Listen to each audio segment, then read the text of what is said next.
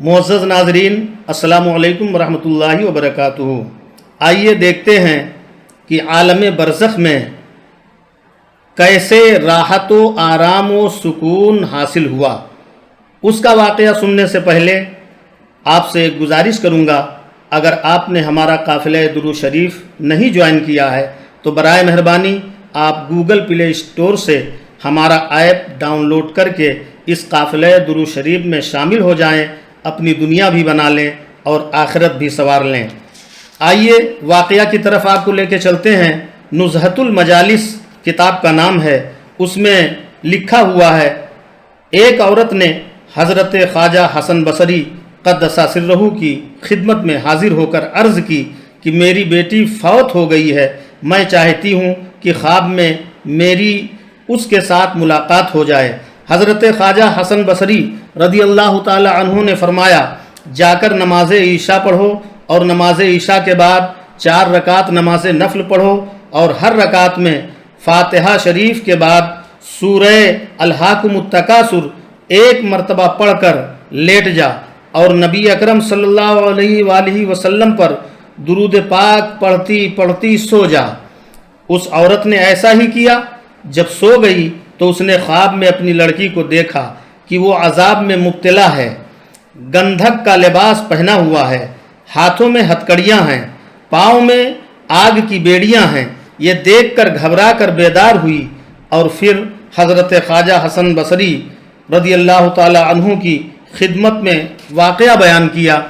آپ نے سن کر فرمایا، کچھ صدقہ کر، شاید اللہ تعالیٰ اس کو معاف کر دے۔ ازاں بعد حضرت خواجہ حسن بصری رضی اللہ تعالی عنہ نے خواب میں دیکھا کہ ایک باغ ہے، باغ میں تخت بچھا ہوا ہے اور اس پر ایک لڑکی بیٹھی ہوئی ہے اور اس کے سر پر نورانی تاج ہے۔ اس نے دیکھ کر عرض کی، حضرت آپ مجھے پہچانتے ہیں؟ حضرت خواجہ حسن بصری رضی اللہ تعالی عنہ نے فرمایا، نہیں۔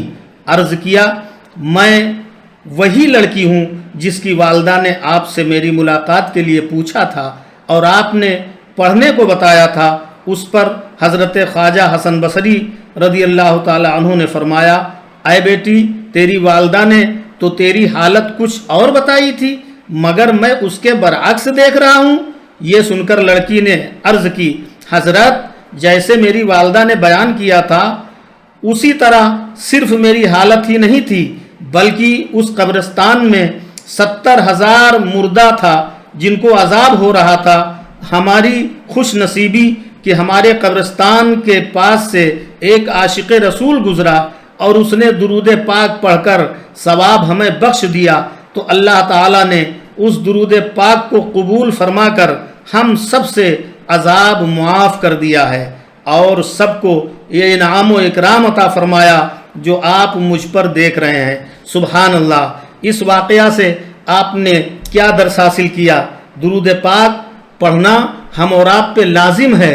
ساری زندگی ہم درود پاک میں جتنا ہی زندگی کا وقفہ گزاریں تاکہ اللہ کے پیارے رسول صلی اللہ علیہ وسلم کی ذات پر یہ درود پاک پڑھنا ہمارا خدا کی بارگاہ میں ایسا مقبول ہو کہ رب کی ذات ہم سے خوش ہو جائے، عذاب قبر سے مولا ہم کو نجات دے۔